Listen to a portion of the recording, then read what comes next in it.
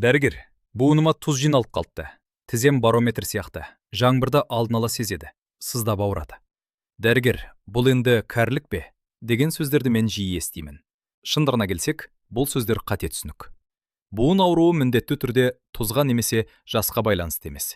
Бүгін мен, Мирас Ерланұлы, сіздерге артық үрей туғызып, сиқырлы буын ауруын емдейтін дәрілерді жарнамаламаймын. Бүгінгі видеода буын ауруының шынайы себептері туралы айтамын. Мен сіздерге ауруды басатын емес, мәселені шешуге көмектесетін 5 нақты қадамды айтамын. Видеоны соңына дейін көрсеңіз, себебі видео соңында бойыңыздағы қорқыныш орнына нақты іс-қимыл жоспары пайда болады. Ендеше бастайық. Тұз жиналып қалыпты деген сөзді естімеген адам жоқ шығар. Ғылыми тұрғыдан алсақ, буынның ішіне біз ойлағандай ас тұзы немесе басқа заттар жиналмайды. Шын мәнінде жаңа, жақсы майланған есіктің илегегін елестетіңізші. Ол дыбыссыз, өте жеңіл ашылады. Бұл сіздің 25-30 жастағы сау буыныңыз. Мұнда шеміршек тегіс, жылтыр, ал буын сұйықтығы қою кесел сияқты, майлап тұр. Енді сол ілгекті 40 жыл бойы ешкім майламаған және күнде 100 рет тарсылдатып ашып жапқан кезін елестетіңіз. Металл қажалды, беті кедір-бұдыр болды. Ілгек сықырлап, есік қисайды. Бұл тұз емес, бұл тозу. Медицинада мұны остеоартроз дейміз. Яғни, шеміршектің жұқаруы мен майланудың азаюы. Тозу бұл үкім емес, буын темір емес, ол тірі тін.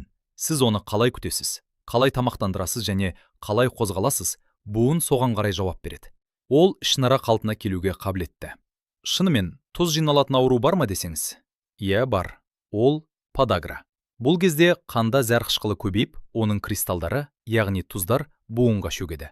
Көбіне аяқтың бас бармағы ісіп, қызарып, адам пітті үстіне жапқан көрпенің салмағына шыдай алмай ауырсынады. Бірақ бұл нақты анализ бен клиникалық белгілер арқылы қойылатын диагноз. Подагра 100 адамның тек 2-інде ғана кездеседі. Қалған 98 адамда ешқандай тұз жоқ. Тек күтімді қажет ететін буын бар. Ал тіземдегі сықыр неге пайда болады десеңіз? Бұл жиі алаңдататын жағдай. Дереу үрей, тұз, артрит деген ой келеді. Шындығына келсек, буын ішінде сұйық бар. Бұл сұйықта еріген газдар, яғни көмір қышқыл газы мен азот бар. Буынды жылдам қозғалтқанда ішкі қысым өзгереді. Газдар кішкентай көпіршіктер түзіп, бірден жарылады. Сіз дәл сол дыбысты естисіз. Газдалған суды ашқандай. Буын дегеніміз сүйектердің түйіскен жері. Сүйектің ұшында шеміршек бар. Ол тегіс, серпінді, пайғанақ қабат. Ол сүйекті қорғап, соққыны бәсеңдетеді және буынның еш кедергісіз қозғалуына жағдай жасайды. Сүйектердің арасында буын майлауы, синовиальды сұйықтық болады. Бұл майлаудың екі басты міндеті бар. Үйкелісті азайту. Дәл автокөлік қозғалтқышындағы май сияқты. Шеміршекті қоректендіру.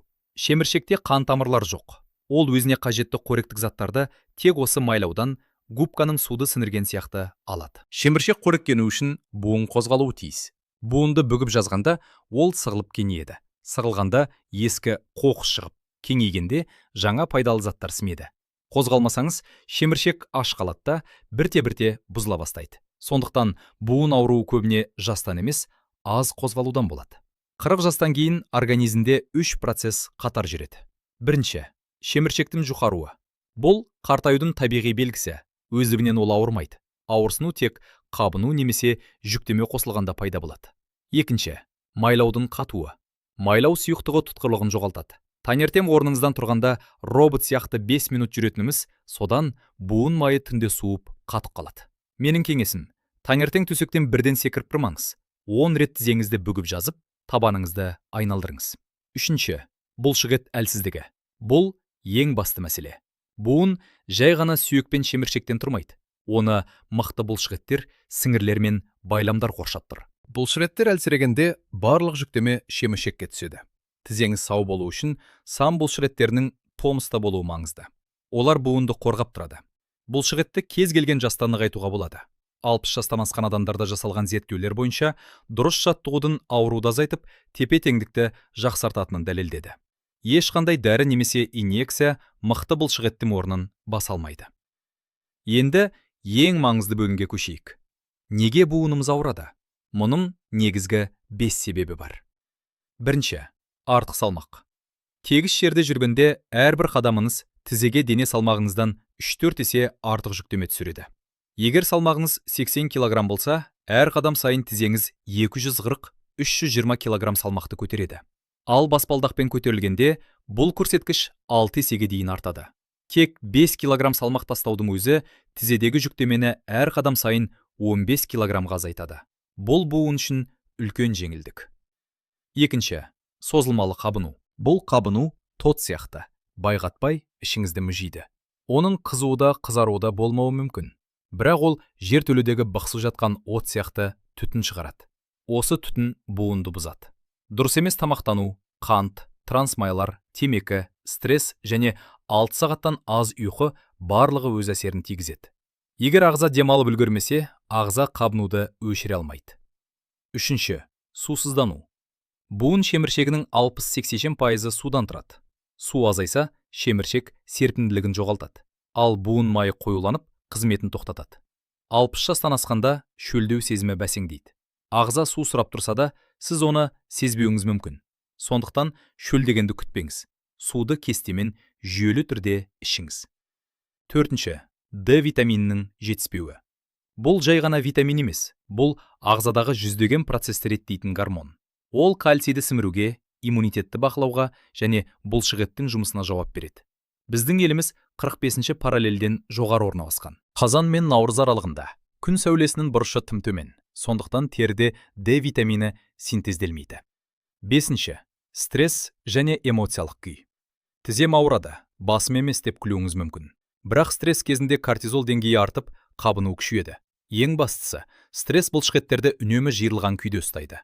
Мойын, бел, сан бұлшықеттері керіліп тұрғанда, олар буынды қорғауды тоқтатады. Оған қоса, мазасыз адам ауруды әлі қайда қаттырақ сезінеді. Таза ауада 20 минут серуендеу, терең тыныс алу және жақсы ұйқы. Бұл жай ғана демалыс емес, бұл емнің ажырамас бөлігі. Жаңғыр алдында тізем ауырады деген сөз ойдан шығарылмаған. Бірақ тұз ылғалдыққа реакция береді, дұрыс емес. Ауа райы ауысар алдында атмосфералық қысым өзгереді. Буын ішінде өз қысымы бар. Атмосфералық қысым төмендегенде жаңғыр алдында жиі азаяды, буын ішінде салыстырмалы қысым сәл артады. Буын капсуласы аздап кеңейеді. Сау буын болса байқамайсыз. Бірақ қабыну бар. Шеміршек жұқарған. Буындағы жүйке ұштары сезімталдауырақ болса, тартатын, зырылдайтын ауру сезесіз. Яғни ауа райы мәселені тудырмайды. Ол бар нәрсені айқындайды. Тізеңіз жаңбыр алдында зырылдаса, бұл ауа райымен емес, буын назар аударуды сұрайды. Менің сізге күнделікті орындауға берер кеңесім. Бірінші, кегіс жерде пакетсіз, асықпай 15 минуттан жүріп бастаңыз. Егер бәрі жақсы болса, апта сайын 5 минуттан қосып отырмыз. Мақсатымыз күніне 40 минут жүру. Орындықта отырып, аяқты түзу созып, 5 секунд ұстаңыз. Әр аяққа 10 рет. Бұл тізенің басты қорғаушысы, сан бұлшықетін шынықтырады. Мүмкіндік болса бассейнге барыңыз. Суда дене салмағы 10 есе жеңілдейді. Сондықтан буынға ешқандай күш түспейді, тек пайдасы тиеді. Екінші, саналы тамақтану. Жай ғана ағзаға қажеттіні беріп, зияндыны шектеңіз. Омега-3-ке бай майлы балық, түрлі түсті көкөністер, зәйтүн майы, жаңғақтар және куркума. Куркума. Қара бұрышпен бірге ішсеңіз, жақсы сімеді. Қант, шұжықтар. Ақ наннан бас тартыңыз. Бұлар ағзадағы қабынудың отыны. Кешкі асқа бір табақ көкөніс қосыңыз. Бұл сіздің алғашқы жеңісіңіз. Үшінші, буын шеміршегі. Судан тұратындықтан оның шөлім қандыру керек. Шай мен кофе судың орнын баса алмайды. Тек таза су ішу керек. Төртінші, салмақты бақылау. Егер артық салмақ болса, оның тек 5%-ын тастаудың өзі керемет нәтиже береді. Бұл үшін аш қалудың қажеті жоқ. Тек жоғарыдағы қадамдарды орындасаңыз жеткілікті. Бесінші, сапалы ұйқы. Ұйқы бұл ағзаның, соның ішінде буындардың қалпына келетін уақыты. Егер 5-6 сағат қана ұйықтасаңыз, жөндеу жұмыстары аяқталмай қалады. Егер тізеңіз ауырса, бүйірлеп жатқанда екі тізенің арасына кішкене жастық қойыңыз. Бұл жамбас пен тізе буындарындағы қысымды бірден азайтады. Дереу дәрігерге баруды қажет ететін белгілер. Мынадай болса, күтпеңіз. Буын ісінеді, қызарады, ұстаса ыстық. Бұл жедел қабыну белгілері. Ауру байқаусыз пайда болды, себепсіз. Таңертең жақсы болды, ал түске дейін аяққа тұра алмайсыз. Буын кілттеледі. Қолды немесе аяқты толық иіп жаза алмайсыз. Ауру ұйқыға кедергі жасайды. Ауру қызба, машарлық, себепсіз салмақ жоғалтумен қосарланса, дереу бастапқыда учаскелік терапевтке. Ол базалық анализдер тағайындайды, тиісті маманға жібереді. Ревматолог, ортопед, невролог жағдайға байланысты тағайындалады. Буындар артық салмақтан, шемішекті тыныш тоздыратын созылмалық қабыну, шемішек пен майлауға судың жетіспеуі, сүйектер мен бұлшықеттерді бәсеңдететін D витаминінің жетіспеуі, қабынуды да аурудың өзінде күшейтетін стресстен ауырады. Осы себептердің әрқайсысына дәрісіз, операциясыз, күнделікті іс-қимылдармен әсер етуге болады. 5 қадам: қозғалу, дұрыс тамақтану, су, салмақ бақылауы, ұйқы.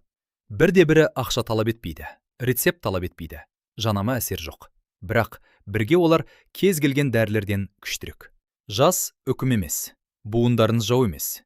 Дене жұмыс жасауды, қалпына келуді қалайтын таңғаларлық жүйе. Бүгін бір стакан су, үйдің айналасында бір серуен, кешкі асқа бір тарелка көкөніс. Кішкентай қадамдар үлкен нәтиже береді. Егер видео пайдалы болса, лайк басыңыз, арнаға жазылыңыз. Өзімізді күтіміз. Сау болыңыз.